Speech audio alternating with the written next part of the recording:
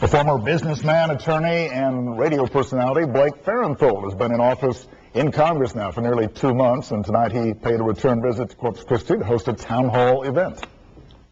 But I want to say clearly for the record, and we've had conference calls about this among the majority in the House, is we do not want to shut down the government.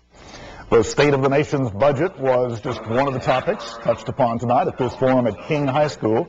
Defense, gay marriage, and how budget cuts could affect Texans, some of the other topics brought up. Farenthold plans to hold another town hall meeting here in a couple of months. Farenthold has said from the beginning that he wants to spend as much time as possible in the district that he represents. That's right. He says he wants to minimize his time in Washington, that it's easy to become isolated and lose touch when you're up there. And I spent some time with Farenthold and his Capitol Hill office staff late last week. The idea was to see just how Farenthold has adapted to the role of a sitting congressman. Clearly, it's a job that does include some perks, and yet, as you're about to see, there really isn't a lot of sitting involved.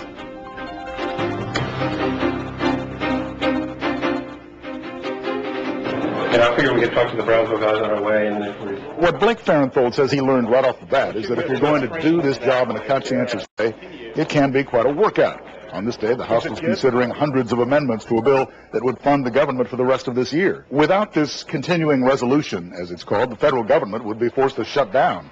And as things stand tonight, that appears likely.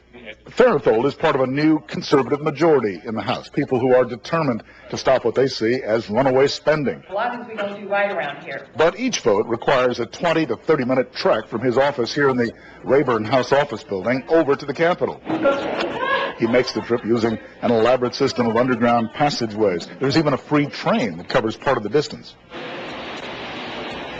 Farenthold's communications director, Margarita Valdez, is one of the leaders of a young, conservative, and energetic staff whose job is to make sure this new member of Congress gets where he needs to go, understands the legislation that he votes on, and they even provide a recommendation on how to vote, though he's already let it be known when their recommendations give him heartburn over a couple. Anything you have heartburn over, you know, you can change. And just let us know, too, so that way we can, when we're keeping track of your vote. You will also save $145 million. While Farenthold was clearly swept into office as part of the last election's GOP landslide, he says he will stray from the party line when he thinks it's appropriate. Back in his office, he agreed to a quick round of word association. Government funding. Way too much of it. Illegal immigration. Needs to be dealt with. How? It's going to be border security, and it's going to be rewriting the rules where we can provide a young workforce that we don't see with an aging U.S. population. The military. Critical to South Texas. Overtaxed right now. Gays in the military.